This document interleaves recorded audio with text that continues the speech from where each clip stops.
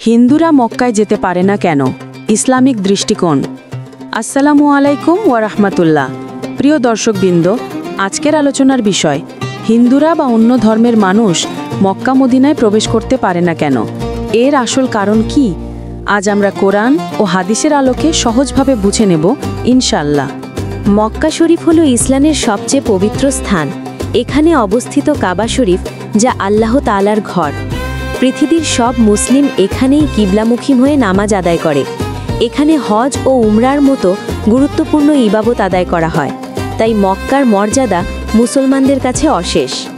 আল কুরআনে আল্লাহ তাআলা স্পষ্টভাবে বলেছেন, হে মুমিনগণ, মুশরিকরা অপবিত্র, সুতরাং এই বছরের পর তারা মসজিদে হারামের কাছে যেতে না পারে।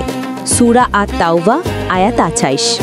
অর্থাৎ, হে ঈমানদারগণ, মুশরিকরা অপবিত্র, অতএব এ বছর পর থেকে তারা যেন মসজিদুল হারামে কাবা ঘরে না আসে। এই আয়াত দ্বারা স্পষ্ট হলো অমুসলিমরা মক্কায় প্রবেশ করতে পারবে না। এটা আল্লাহর সরাসরি হুকুম।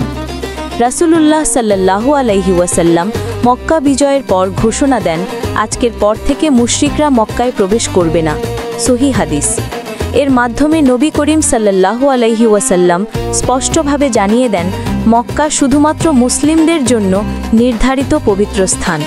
এখন প্রশ্ন আসতে পারে, কেন অমুসলিমরা প্রবেশ করতে পারবে না? ১. কারণ এখানে শুধুমাত্র ইবাদত হয় আল্লাহর জন্য, তাই শিরক ও কুফুরের কোনো চিহ্ন এখানে থাকতে পারবে না। ২. মক্কা হচ্ছে মুসলিম উম্মার কেন্দ্রস্থল। এটি শুধু তীর্থস্থান নয়, বরং মুসলমানদের ঐক্যের প্রতীক। ৩. কোরআন ও হাদিসে সরাসরি নিষেধাজ্ঞা আছে, তাই মুসলমানদের জন্য এটা ঈমানের বিষয়। আজকের দিনে সৌদি আরব সরকার কোরআন হাদিস অনুযায়ী আইন করেছে, তাই মক্কা ও মদিনায় প্রবেশের ভিসা শুধুমাত্র মুসলমানদের দেওয়া হয়। হজ ভিসা বা ওমরা ভিসা কেবল মুসলমানদের জন্য সীমাবদ্ধ। অন্য ধর্মাবলম্বীরা এই ভিসা পায় না। অনেক সময় ইউটিউব বা সোশ্যাল মিডিয়ায় শোনা যায়, মক্কায় নাকি শিবলিঙ্গ আছে বা হিন্দুরা গোপনে প্রবেশ করে। এসব আসলে ভিত্তিহীন ও মিথ্যা কথা। কুরআন, হাদিস ও ইতিহাসের আলোকে এর কোনো প্রমাণ নেই। এগুলো কেবল মানুষকে বিভ্রান্ত করার জন্য বানানো গল্প। সুতরাং প্রিয় দর্শকবৃন্দ, হিন্দুরা বা অন্য ধর্মাবলম্বীরা মক্কায় যেতে পারে না, এর মূল কারণ হল আল্লাহর হুকুম, কুরআনে স্পষ্ট নির্দেশ। আশা করি আজকের আলোচনা থেকে আপনারা উপকৃত হয়েছেন।